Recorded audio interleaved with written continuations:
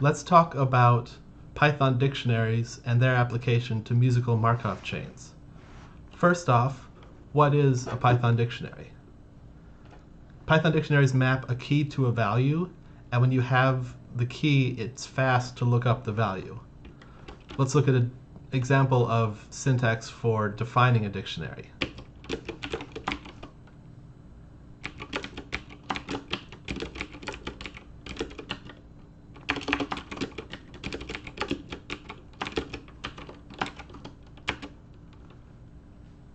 Once you have a dictionary, the syntax to look up items from a dictionary looks like this. Let's do val equals d at a and print val. Just for people who aren't familiar with the Python REPL loop. We can do that similarly, look up c and print val and get 5. Okay, let's apply this to the simplest Markov chain I can think of.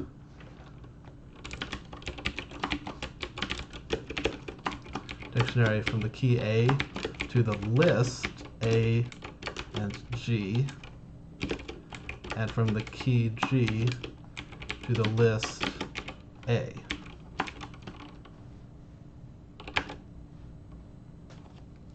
What does this mean? It means if the current node is A, the next node can be one of A or G, and if the current node is G, the next node must be A. Now, let's look briefly at a program I wrote that traverses this Markov chain to play the notes as we visit them. Vim, let's see, where did I put it? Videos, dictionaries1, main.py. We have import musical beeps. That's a package that, as it sounds, makes musical beeps. Import random, because I want to randomly choose where to go next in the Markov chain. I have random.c to 43. Ignore the comments, or don't ignore the comments if you don't want to. That random seed ensures that the same outcome will happen every time with a pseudo-random number generator. Player is just, you need to set up a player object from musical beeps. The Markov chain is, as I said before, the first node is A because we need a starting note.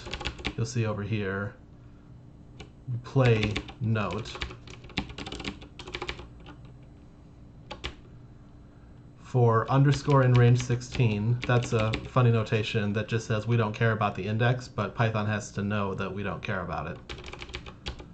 Player.playNote with note for 0.5 duration. Then here's the key, here's the core of it. Note equals random.choice of Markov chain at note. So what's that going to be? Well, here's the Markov chain.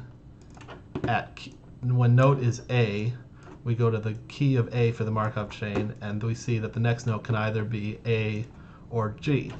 So that's how that works. Let's run this program. Python videos dictionaries1 main.py.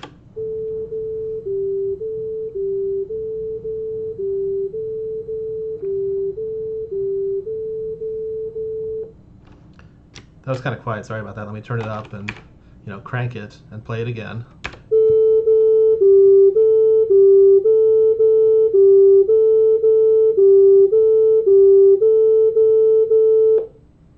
So there you have it. Let's look again one more time at the program. And I won't talk through the whole thing again, but maybe you can look over it yourself and see if you find something interesting. And that's that. I think in the next video I'll show how to generate a Markov chain from Twinkle Twinkle Little Star and generate new melodies based on that. Okay, thanks for watching.